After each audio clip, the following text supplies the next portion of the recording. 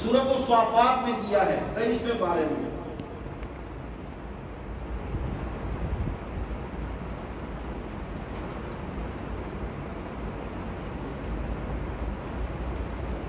حضرت ابراہیم اللہ سے پہلے تو مانگتے رہے، یا اللہ بیٹا عطا کر، یا اللہ بیٹا عطا کر، یا اللہ بیٹا عطا کر. عرصہ اقرار مانگا. خدا وحدہ شریف نے فرشتہ بھیج کر کے پیغمبر کو خوشخبری دلا دی. فبشرناہ بغلام علیم، ہم آپ کو ایک صاحب علم بچے کی، علم والے بچے کی ہم آپ کو خوشخبری دیتے ہیں، ہم آپ کو بیٹا عطا کر رہے ہیں. لیکن فلما بلغ معه السعي قال يا بني إني أرى في المنام أني أذبحك فانظر ماذا ترى.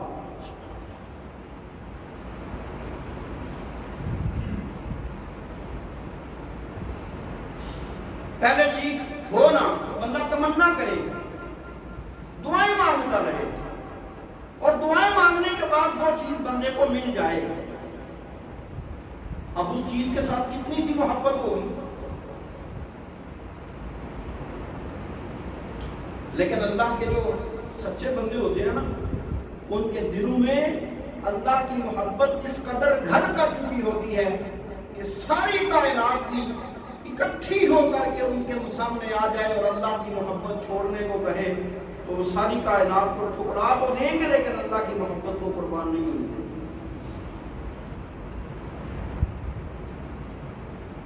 قل إن كان آباؤكم وأبناؤكم وإخوانكم وأزواجكم وعشيرتكم أموال اقترفتموها وتجارة تخشون كسادها ومساكن ترضونها أحب إليكم من الله ورسوله وجهاد في سبيله فتربصوا حتى يأتي الله بأمره.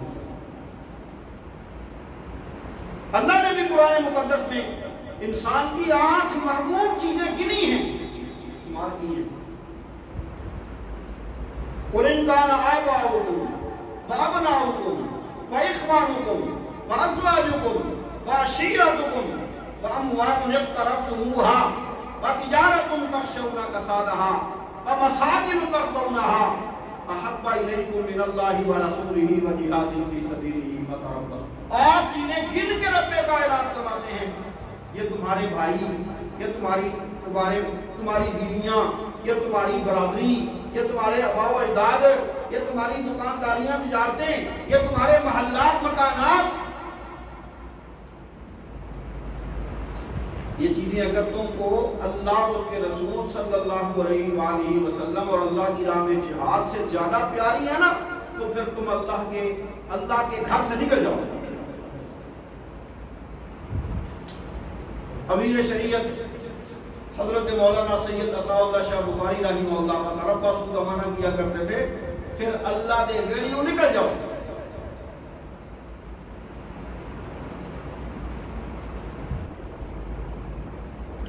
ویسے بنیادی طور پر اس کا معنی ہے فتربصوا، تم انتظار کرو، پھر اللہ کے عذاب کے آنے کا پھر انتظار کرو.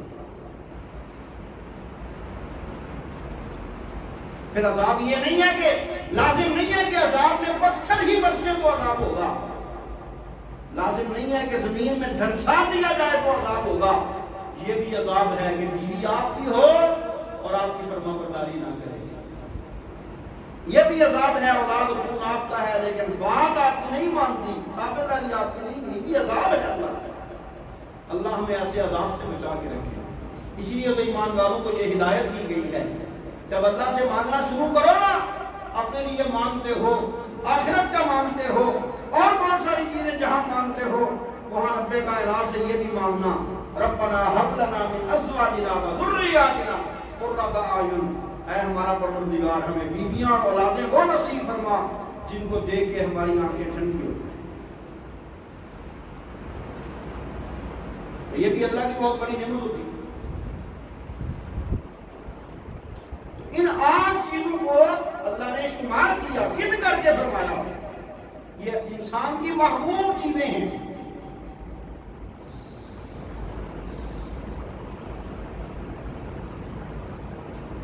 محبوب چیزیں ہیں، دل میں گھر کر جاتی ہیں. اللہ کے سچے بندوں کے سامنے یہ ساری کی ساری بھی اکٹھی ہو کے آ جائیں. اللہ کے سچے بندے ان 8 سے دل نہیں لگاتے، اس اللہ کے ساتھ دل لگاتے ہیں۔ جیسے رحمت کائنات صلی اللہ تعالیٰ علیہ وآلہ وصحبہ وسلم کے صحابہ کی گواہی قرآن نے دے کے کہا لا تجد قوما یؤمنون باللہ والیوم الآخر یوادون من حاد اللہ ورسولہ ولو كانوا آباءهم او ابناءهم او اخوانهم او عشیرتهم۔ اے میرے محبوب پیغمبر صلوات اللہ علیہ وسلم، ہم نے جو آپ کو جمعہ دیا نا، یہ صحابہ کا انتخاب نبی کریم صلی اللہ علیہ وآلہ وسلم کے لیے ان مخصوص افراد کو پوری کائنات سے چن کر نبی پاک علیہ السلام کے ارد گرد جمع کرنا، یہ رب کا انتخاب ہے۔ جیسے مکہ اور مدینہ نبی پاک علیہ السلام کے لیے رب کا انتخاب ہے، جیسے قرآن مقدس نبی پاک علیہ السلام کے لیے رب کا انتخاب ہے، جیسے خاتم النبیین کا لقب نبی پاک صلی اللہ علیہ وآلہ وسلم کے لیے رب کا انتخاب ہے۔ کوئی اور بھی تو خاتم النبیین ہو سکتے تھے نا، پر رب نے بچا کے رکھا یہ معاملہ نبی پاک علیہ السلام کے لیے۔ قرآن اللہ کے شیعہ اور پیغمبر کو بھی تو دے سکتا تھا نا، لیکن نہیں دیا، بچا کے رکھا۔ کس لیے؟ ہمارے آقا صلی اللہ تعالیٰ علیہ وآلہ وسلم کے لیے۔ تو بھائی اسی طرح ساری کائنات میں وہ جو انسان انسانیت کے اعلیٰ درجے پہ فائز تھے نا، اللہ نے بچا بچا کے ان انسانوں کو پیدا کیا تھا نبی پاک علیہ السلام کے دور میں، اور پیدا کر کے پھر پیغمبر علیہ السلام کے ارد گرد کھڑا کر دیا تھا۔ اگر نبی علیہ السلام کے لیے منتخب کی ہوئی کتاب میں کوئی شک نہیں، اگر نبی پاک علیہ السلام کے لیے منتخب کیے ہوئے حرمین شریفین کی عظمت میں کوئی شک نہیں، اور نبی پاک صلی اللہ علیہ وسلم کے لیے منتخب کیے ہوئے ختم نبوت کے لقب میں کوئی شک نہیں عظمت و فضیلت میں، تو پھر نبی پاک صلی اللہ علیہ وآلہ وسلم کے صحابہ بھی نبی پاک علیہ السلام کے لیے رب کا انتخاب ہیں، ان کی عظمت و فضیلت میں بھی پھر کسی کو کوئی شک و شبہ نہیں ہونا چاہیے۔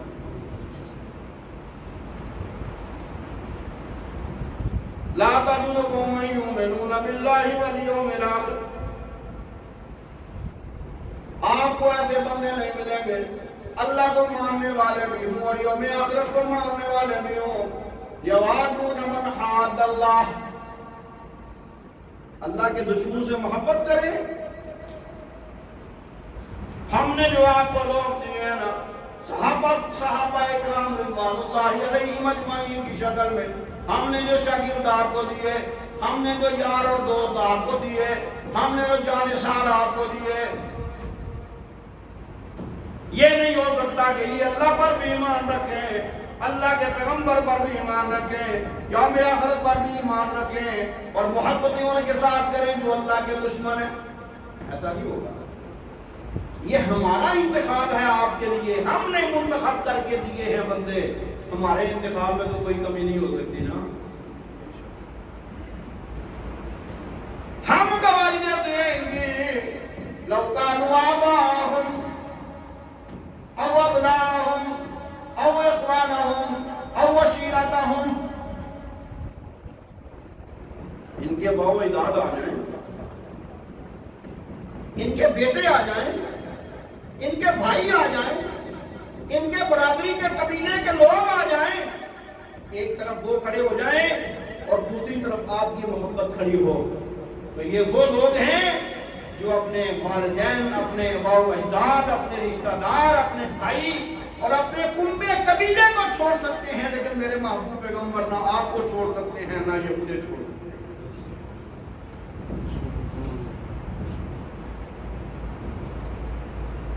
اللہ کے جو سچے بندے ہوتے ہیں نا، ان کے دلوں میں اللہ کی محبت ایسی ہی ہوتی ہے، ان کے لیے اللہ کی رضا کے لیے دنیا چھوڑنا آسان ہوتی ہے۔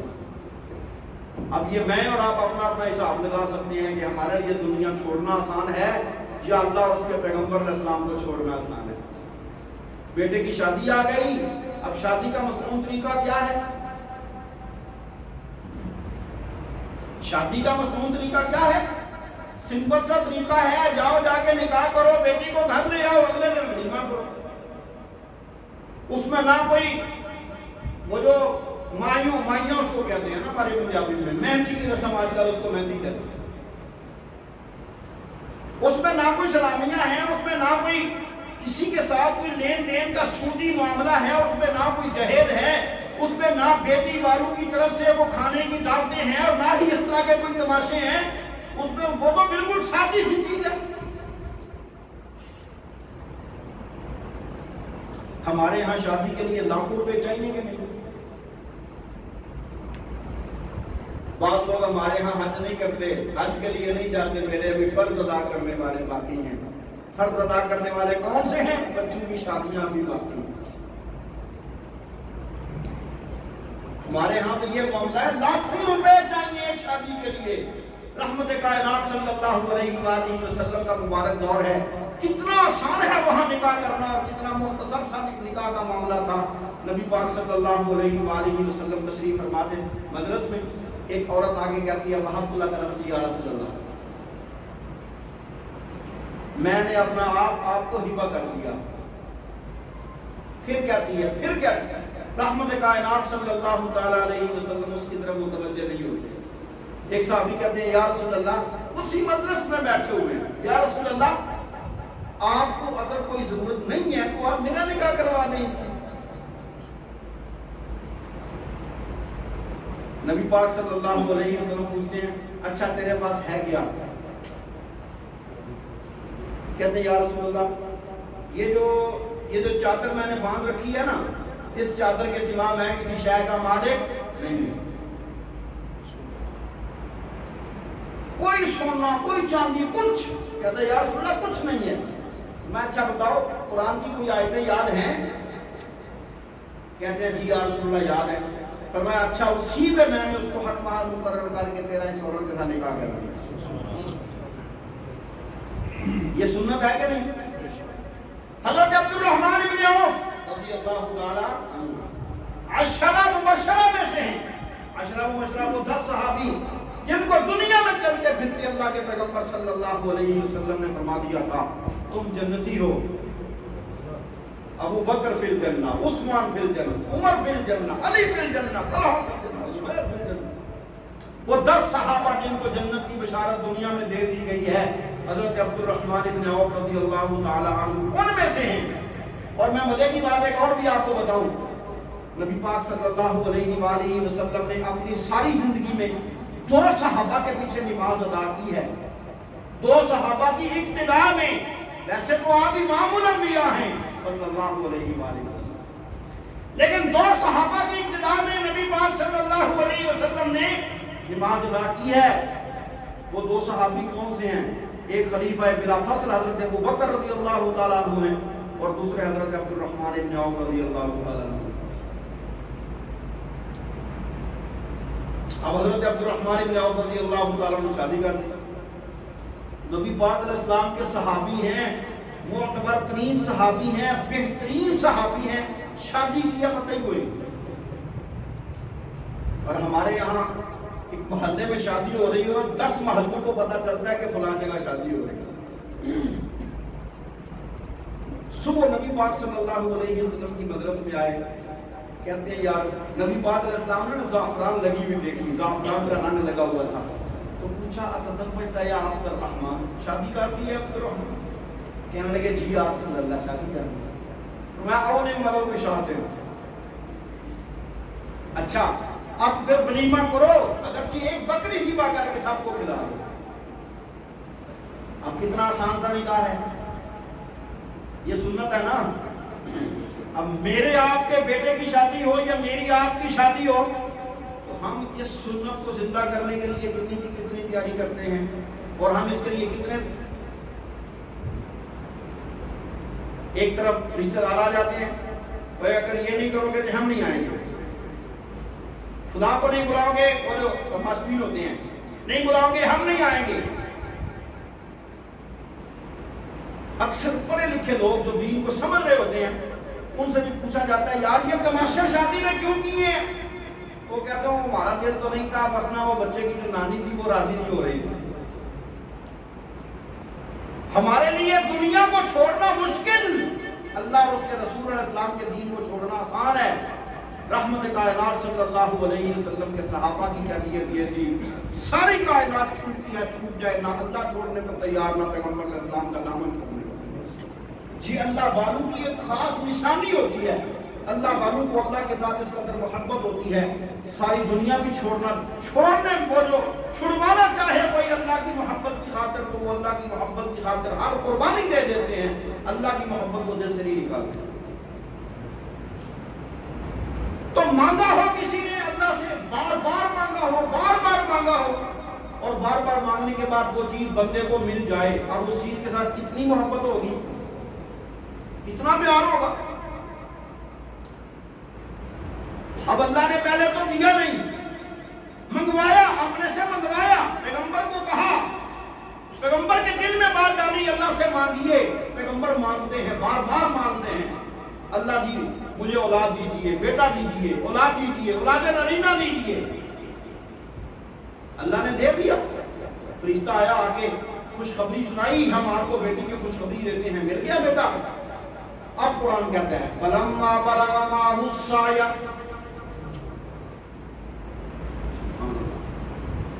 فَلَمَّا بَلَغَ مَعَهُ السَّعْيَ قَالَ يَا بُنَيَّ إِنِّي أَرَىٰ فِي الْمَنَامِ،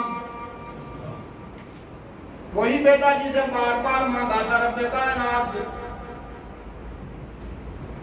بڑی آرزوؤں کے بعد ملا، بڑی تمناؤں کے بعد ملا، بڑی دعاؤں کے بعد ملا، جب وہ بیٹا مل گیا نا، تھوڑا تھوڑا دوڑنے کے قابل ہوا، رب نے پھر امتحان میں ڈال دیا۔ اور امتحان میں کیسے ڈالا؟ حضرت ابراہیم علیہ السلام کو خواب آئی، میں اپنے بیٹے کو اپنے ہاتھوں سے ذبح کر رہا ہوں، میں اپنے بیٹے کو اپنے ہاتھوں سے ذبح کر رہا ہوں۔ یہ میری آپ کی خواب تو ہے نہیں، یہ تو اللہ کے پیغمبر کی خواب ہے، اور اللہ کے پیغمبروں کی خوابیں سچی ہوتی ہیں۔ حضرت ابراہیم نے اپنے بیٹے سے پوچھا انی اریٰ فی المنام انی اذبحک فانظر ماذا تری، میں نے خواب میں دیکھا میں تیرے گلے پہ چھری رکھ کے تجھے ذبح کر رہا ہوں، بتا میرا بیٹا تیری کیا رائے ہے۔ اب یہ رائے اس لیے تو نہیں پوچھی تھی کہ حضرت ابراہیم علیہ السلام کو یہ بیٹا ایگری کرے گا تو ابراہیم علیہ السلام اس کو قربان کرنے کے لیے تیار ہو کے، نہیں کرے گا تو نہیں کرے گا، ایسی بات تو نہیں تھی۔ کمی بیشی اللہ تعالیٰ معاف کرے، جہاں تک مجھے سمجھ آتی ہے وہ یہ ہے کہ اللہ حضرت ابراہیم علیہ السلام کے خاندان کو، حضرت ابراہیم علیہ السلام کے خون کی بھی تسلی دینا چاہتا تھا لوگوں کو، کہ صرف ابراہیم ہی میرا نہیں ہے، ابراہیم کا خون بھی میرا ہی ہے۔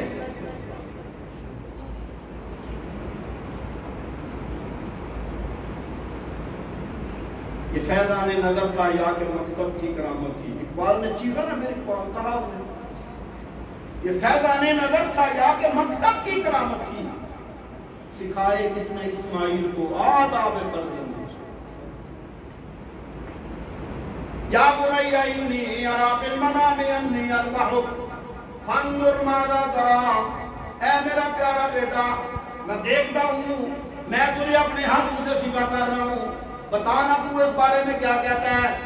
بیٹا آگے بھی ابراہیم کا بیٹا تھا، بیٹا بھی تو اللہ کے خلیل کا بیٹا تھا نا۔ یا ابت افعل ما تؤمر، اولاد کی تربیت یوں ہونی چاہیے، اور یہ تربیت بچپن سے شروع ہوتی ہے۔ ہم لڑکپن سے، جوانی سے تربیت کی کوشش کرنا لگتے ہیں، بچہ کالج میں جاتا ہے، اب بچے کو کہتے ہیں بیٹا نماز پڑھا کرو نا۔ یہ سٹیج نہیں ہے بھائی تربیت کا، تربیت کا سٹیج ہے بچے کی پہلے دن سے ہی تربیت شروع کر دو۔ اس کا طریقہ یہ ہے، پہلا ابتدائی جو سٹیج ہے وہ یہ ہے، آپ خود نماز پڑھو، آپ کی بیگم نماز پڑھے، آپ کے دوسرے بچے نماز پڑھیں، گھر میں نماز کا ماحول بنے۔ چھوٹا بچہ جب اپنی ابتدائی آنکھیں جب کھولے گا تو اس کو وہ دیکھے گا نا کہ اللہ اکبر کی صلاح ہوتی ہے، اور لوگ میرے گھر والے جو ہیں وہ اللہ کے سامنے جھکنا شروع کرتے ہیں، تو چھوٹا سا بچہ، سال 2 سال کا بچہ بھی چھوٹا مصلی لے کے وہ ہم وہاں کے ساتھ مصلی بچھا کے سجدہ کرنے پہ آ جائے گا۔ یہ ہے تربیت۔ جس کی ہمارے ہاں کمی ہے. یا ابتی فعل ما تؤمر، حضرت ابراہیم علیہ السلام کو بیٹا جواب دے کے کہتا ہے اے میرے ابا جی، جو اللہ نے آپ کو حکم دیا نا، مجھ سے کیا پوچھتے ہیں، وہ حکم پورا کیجیے. رہی میری بات، ستجدنی انشاءاللہ من الصابرین، میں اپنے آپ کے بارے میں آپ کو بتاتا ہوں، اگر اللہ کی توفیق ہوئی تو میں صبر کروں گا. جان دی ہوئی اسی کی ہے، حق تو یہ ہے کہ حق ادا نہ ہوا. اگر میرا پروردگار میری جان لے کے میرے ساتھ راضی ہوتا ہے تو یہ سودا مہنگا کوئی نہیں. قربان کرنے کے لیے تلے کہ نہیں، کیوں؟ اللہ راضی ہو جائے. میرا جان کی قربانی مانگی تھی، اللہ نے اپنے رضامندی کے لیے ابراہیم تیار ہو گئے. ہے کہ نہیں؟ ہے کہ نہیں؟ اور ہم سے اس کی قربانی نہیں دی جاتی، اس کی کہ ہم شکل ہی اپنے نبی پاک علیہ السلام جیسی بنا لیں. اس کی قربانی ہم سے نہیں دی جاتی. جان کی قربانی کون دے گا؟ ہائے ہائے. باپ قربان کرنے کے لیے تیار ہو گیا، بیٹا قربان ہونے کے لیے تیار ہو گیا. باپ کو بھی نہیں پتا کہ یہ امتحان ہے. اگر حضرت ابراہیم علیہ السلام کو یہ پتا ہوتا کہ بیٹا تو ذبح ہونا کوئی نہیں، ویسے بات ہی ہے، حضرت ابراہیم علیہ السلام کو یہ امتحان کے اوپر اجر نہ ملتا. اسماعیل علیہ السلام کو پہلے سے پتا ہوتا کہ میں نے تو ذبح ہونا ہی کوئی نہیں، تو اسماعیل علیہ السلام کو اس کے اوپر اجر نہ ملے. پیپر آؤٹ ہو جائے تو پیپر کے نمبر ملتے ہیں، پیپر آؤٹ ہو جائے تو پورے کا پورا پیپر کینسل کر کے نیا پیپر بنا کے دیتے ہیں، کیونکہ یہ آؤٹ ہو گیا تھا. اگر پیغمبر عالم الغیب ہوں پھر تو پیپر کا آؤٹ ہونا ضروری ہوتا ہے. اسی لیے قرآن کہتا ہے لا یعلم من فی السماوات والارض الغیب الا اللہ، لوگوں زمین و آسمان میں غیب اللہ کے سوا کوئی نہیں جانتا. ہاں اللہ اطلاع ضرور دیتا ہے، لیکن وہ اطلاع کب آتی ہے، کس چیز کی آتی ہے، یہ رب کی مرضی پہ منحصر ہے. اطلاع دینی کب ہے، یہ اللہ نے دینی ہے. کس چیز کی دینی ہے، اللہ. اب ایک بندے نے حضرت یعقوب علیہ السلام سے پوچھا تھا حضرت یہ کیا بات ہوئی، وہ جب یوسف علیہ السلام کو لے کر کے گئے تھے. یہ فارسی کے اشعار میں نا شیخ سعدی نے بڑے خوبصورت اشعار کو کیے ہیں، سنائے بھی تھے. میں نے آپ کو علم غیب کے مسئلے میں پتہ نہیں یاد ہے کہ نہیں، اب مجھے بھی یاد نہیں رہے وہ شعر، لیکن میں خوب سناتا ہوں. یہ کیا بات ہوئی کہ آپ کا بیٹا چند میل کے فاصلے پہ کنویں میں تھا، آپ کو پتہ نہیں چلا، اور اب مصر سے اس کی تمیز چلتی ہے اور آپ کو خوشبو آ جاتی ہے. یہ کیا بات ہوئی؟ یعقوب علیہ السلام فرماتے ہیں بھئی ہماری جو کیفیت ہے نا وہ تو بجلی کے چمکنے کی سی ہے. بجلی چمکے تو دور دور کی چیزیں ہمیں نظر آنے لگتی ہیں، اور بجلی نہ چمکے تو اپنے پاؤں کے نیچے بڑی چیز کا بھی پتہ نہیں لگتا. یہی وہ مسئلہ ہے جس کو قرآن کہتا ہے اطلاع علی الغیب. عالم الغیب صرف اللہ ہے، لیکن اطلاع وہ اپنے پیغمبروں کو بھی دیتا ہے. اب کب دینی ہے یہ اللہ کی مرضی ہے، کون سی چیز کی دینی ہے یہ بھی اللہ کی مرضی ہے. کوئی کائنات میں سے نبی ہو، ولی ہو، فرشتہ ہو، پیر ہو، پیغمبر ہو، جن ہو، خاکی ہو، نوری ہو، فرشی ہو، عرشی ہو، کوئی بھی کائنات میں کسی چیز کو خود سے نہیں جان سکتا. لوگوں خود سے جاننے والی پوری کائنات میں صرف ایک ذات ہے، وہ اکیلا اللہ ہے. اب اگر حضرت ابراہیم علیہ السلام کو پتا ہوتا کہ میرا تو بیٹا ذبح ہونا ہی کوئی نہیں، اگر حضرت اسماعیل علیہ السلام کو پتا ہوتا میں نے ذبح ہونا ہی کوئی نہیں، تو یہ امتحان بنتا. ایک طرف اللہ نے پیغمبر کو تیار کیا قربان کرنے کے لیے، دوسری طرف پیغمبر کے لخت جگر کو تیار کیا قربان ہونے کے لیے. اب اللہ فرماتے ہیں فلما اسلما، جب یہ دونوں تیاری کر کے نکلنے لگے، دونوں تیاری کر کے باپ نے ذبح کرنے کی تیاری کی، بیٹے نے ذبح ہونے کی تیاری کر لی، نکلنے لگے، شیطان آ گیا. اب یہ جو حاجی جاتے ہیں وہاں جا کے کنکریاں مارتے ہیں، جنہوں نے حج کیا ہے وہ جانتے ہیں اللہ ان کا حج مبرور بنائے، قبول کرے. جنہوں نے نہیں کیا اللہ تبارک و تعالیٰ ان کو اپنے حج کی سعادت نصیب فرمائے۔ یہ میں حج کے بارے میں بھی ایک بات بتا دوں آپ کو، یہ میرا ذاتی تجربہ ہے، میرے تجربے میں یہ بات تجربے سے گزری اور میں اپنا تجربہ بتا رہا ہوں آپ کو۔ آپ کے پاس کچھ نہیں ہے، پیسے نہیں ہیں، دولت نہیں ہے، سرمایہ نہیں ہے، بالکل کنگال ہیں، لیکن آپ کا جی چاہتا ہے کہ میں اللہ کے گھر میں جاؤں، آپ کا جی چاہتا ہے کہ میں اللہ کے گھر میں جاؤں۔ تو میں طریقہ بتا رہا ہوں، الحمدللہ تعالیٰ باب توفیق کی مجھے بھی اسی طریقے سے اللہ نے اپنے گھر آنے کی توفیق بخشی تھی۔ وہاں پہ میں گیا، اللہ نے وہ جیسے پنجابی میں کہتے ہیں ریجا لائیاں رب کائنات، اللہ بار بار مجھے آپ کو سعادت نصیب فرمائے۔ وہ طریقہ یہ ہے، مسلسل اپنے اللہ سے مانگنا شروع کر دیں، میرے اللہ میں جا نہیں سکتا، تو لے جانے والا ہے، مہربانی فرما مجھے اپنے گھر کی زیارت نصیب کرے۔ جب آپ مسلسل دعا کریں گے تو آپ کو پتہ ہے دروازے پہ جب دستک دینا شروع کر دیں نا تو کبھی نہ کبھی دروازہ پھر کھلتا ہے، اور اسباب پیدا کرنے میرے آپ کے ذمہ نہیں ہیں، اسباب اسی کے ذمہ ہیں، اسباب اسی کے ذمہ ہیں، اسباب اسی کے ذمہ ہیں۔ ابو جہل کو قدموں میں رکھ کے محروم کر دیتا ہے، بلال کو حبشہ سے لا کے پیغمبر کا غلام بنا دیتا ہے، یہ اسباب اسی کے ذمہ ہیں۔ حاجی کنکریاں مارتے ہیں، اب یہ کنکریاں وہاں سے شروع ہوئی، حضرت ابراہیم علیہ السلام کے گھر سے، پہلی کنکری، دوسری کنکری، تیسری کنکری، اب حضرت ابراہیم علیہ السلام نے ماری، حضرت اسماعیل نے ماری، حضرت حاجرہ نے ماری، اب وہی کنکریاں رب کائنات نے قیامت تک کے لیے لازم کر دی میرے آپ کو۔ یہ سٹیج بھی گزر گئی، روکنے والا آیا، لیکن نہ ابراہیم علیہ السلام کے قدم ڈگمگائے، نہ حضرت اسماعیل کے ڈگمگائے، نہ ہی ان کی والدہ کے قدم ڈگمگائے۔ اللہ بتانا چاہتا ہے میری راہ میں کچھ قربان کرنے لگو، بندہ کوئی آجے روکنے والا، بندے کی نہ سننا، میری سن کے میری راہ میں شے قربان کر دینا، میں تمہیں کسی جگہ پہ محروم نہیں ہونے دوں گا۔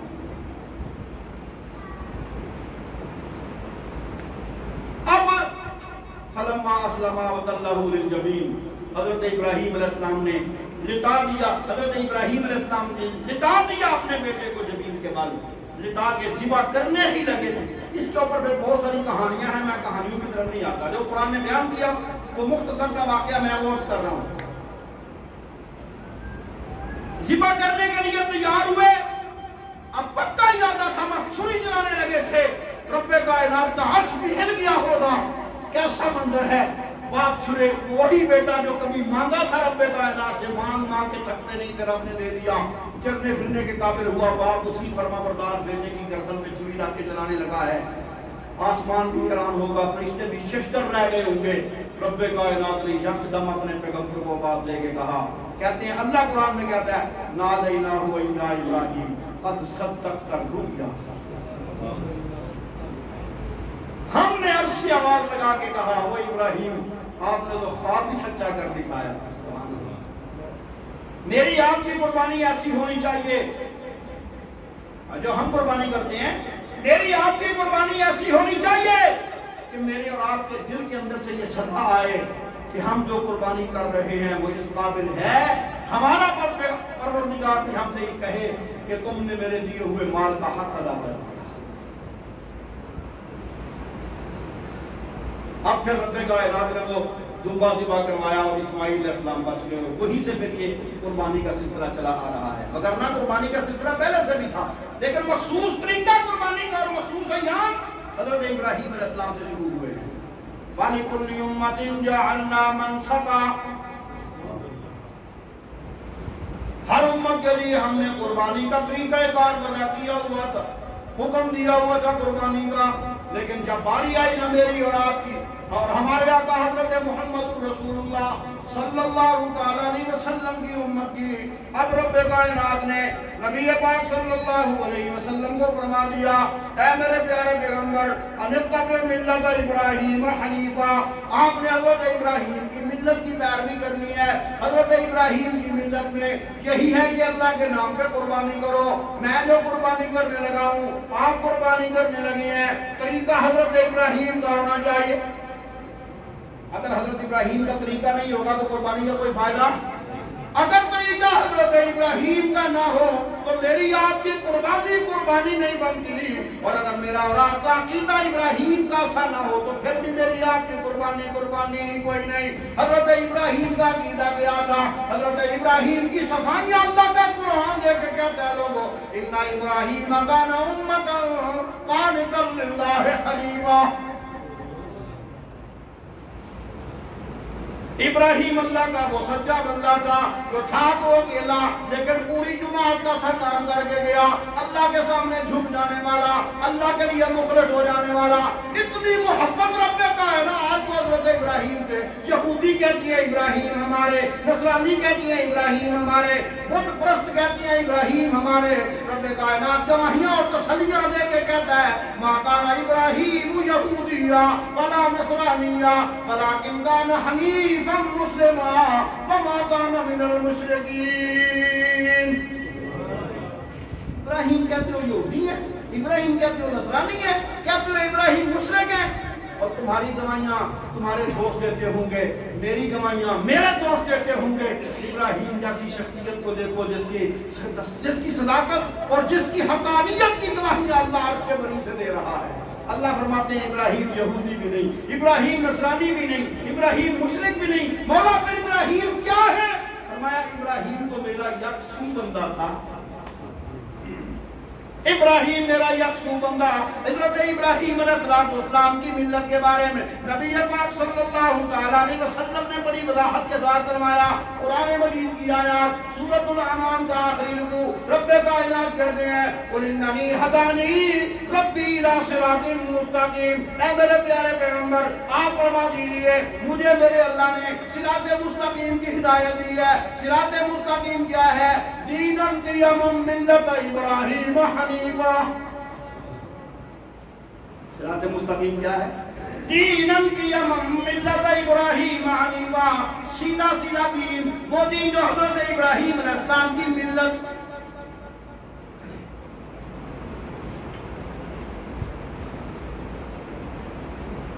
اور نبی پاک صلی اللہ علیہ وسلم کو حکم دیا گیا اس ملت ابراہیمی کی پیروی کا حکم دیا گیا. اور نبی پاک صلی اللہ علیہ وسلم نے اور زیادہ وضاحت دیتے ہوئے فرمایا اگر میں ابراہیمی طریقے پہ چلنے والا ہوں, اگر میں ابراہیمی سنت پہ چلنے والا ہوں, ابراہیمی ملت پہ چلنے والا ہوں, آؤ تو میں محمد تمہیں کھل کے بتاتا ہوں ان صلاتی و نسکی و محیای و مماتی للہ رب العالمین. میں ابراہیمی ہوں, میرا باپ ابراہیمی, کل ایک اللہ کا تھا ابراہیم, آج میں بھی ایک اللہ کے لیے اپنے سب کچھ کا اعلان کر کے کہتا ہوں میری نماز ہو, میری قربانی ہو. لیکن نماز قربانی تو ہی باتیں رہ گئی. میری ساری زندگی, میرا جینا ہو, میرا مرنا ہو, سب کچھ اللہ ہی کے لیے ہے. سب کچھ اللہ ہی کے لیے ہے. لا شریک لہ, اس اللہ کا کوئی بھی شریک. قربانی کرنے والا ہو, دعائیں جا کے مردوں سے مانگے, قربانی کرنے والا ہو, دعائیں جا کے مردوں سے مانگے, قربانی کرنے والا ہو, منتیں جا کے درباروں پہ مانگے, دعائیں قربانی کرنے والا ہو, اور غیر اللہ کی عبادت کا اعتقاد رکھتا ہو, اس کی قربانی کوئی نہیں.